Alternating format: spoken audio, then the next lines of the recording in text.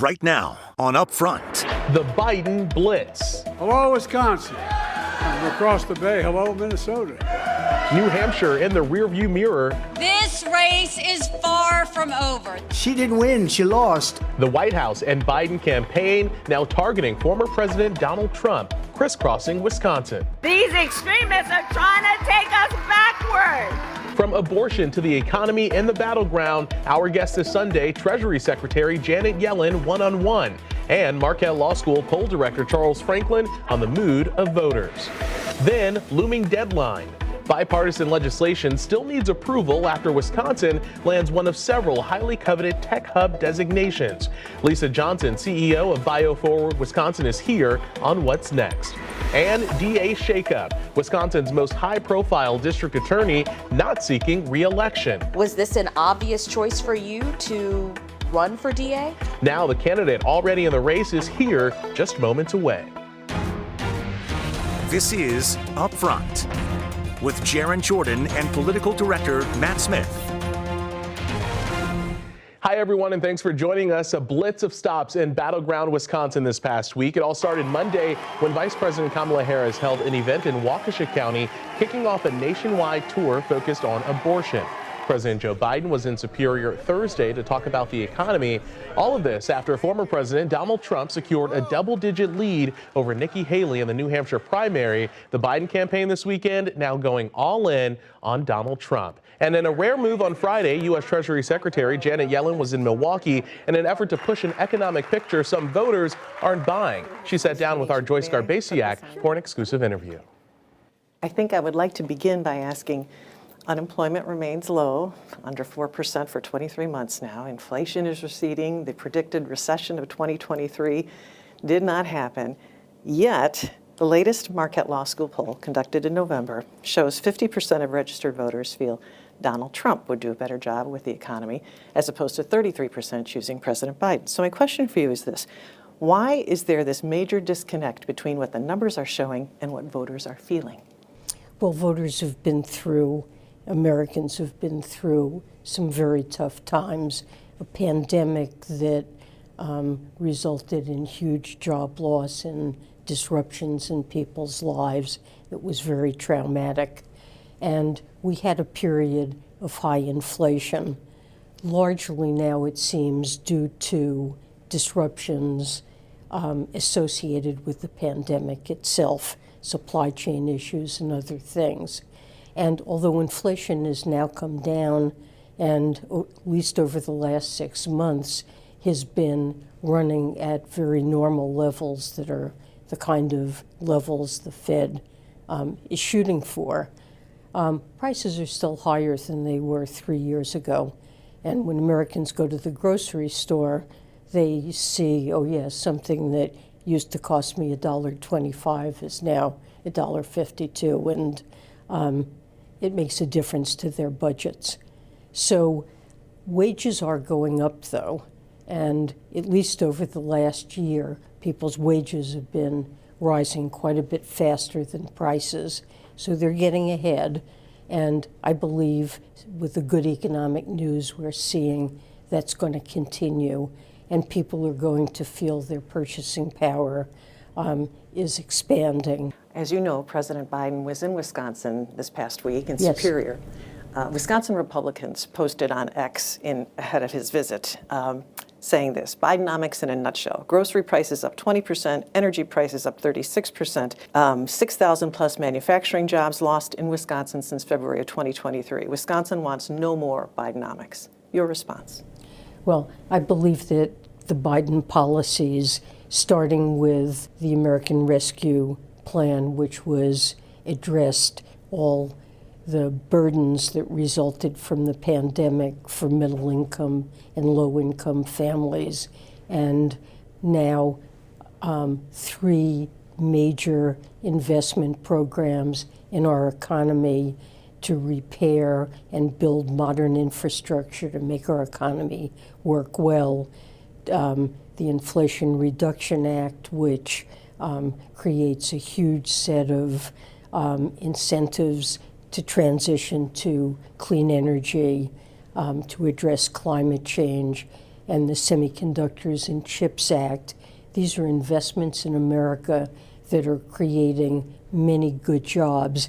And I was here in Milwaukee today to see a workforce development and training program and hear from students in it about how their training realized there are great jobs for them in construction, in the green economy, and these are students that don't have a college education and realize that they can get very well-paying jobs with good career ladders and good benefits in the kinds of jobs that President Biden's policies are creating.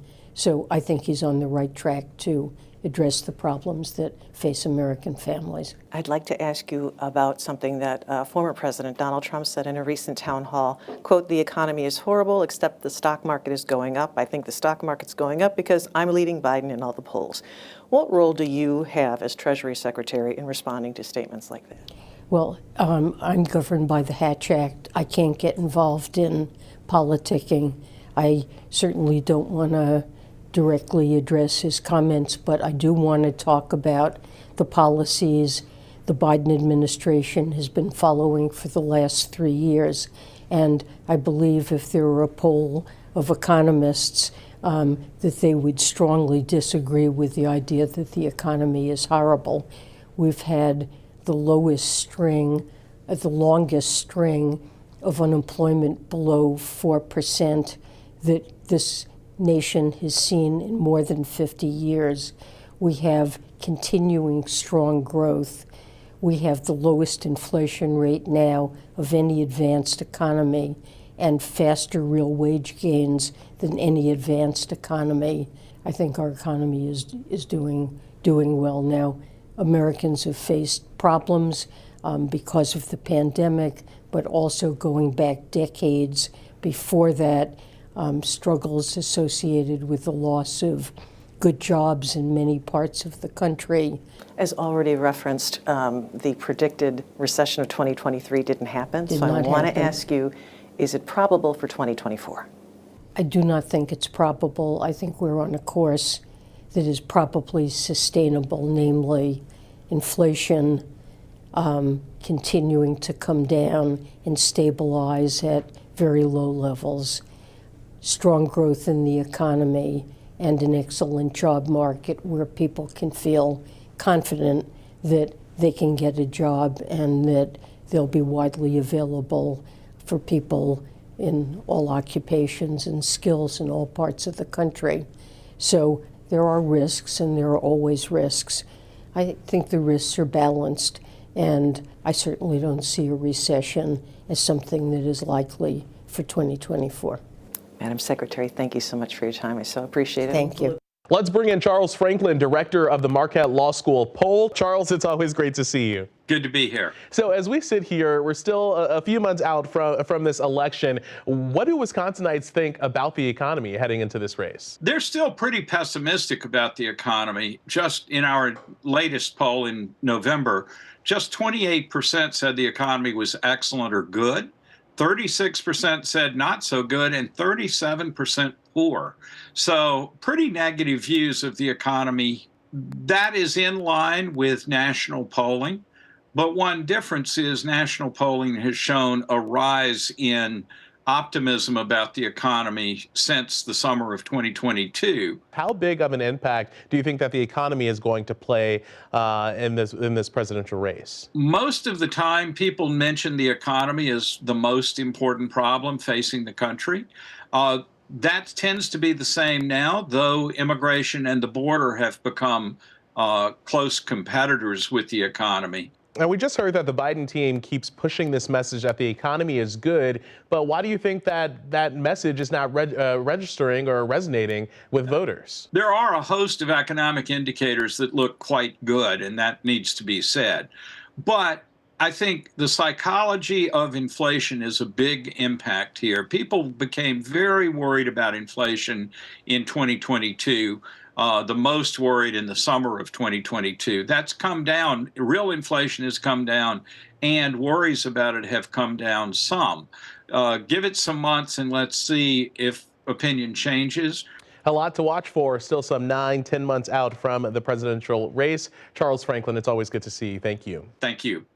Up next, a looming deadline. Bipartisan legislation still needs approval to provide millions of dollars after Wisconsin is named a tech hub. Lisa Johnson, CEO of BioForward Wisconsin, is here next with what it means.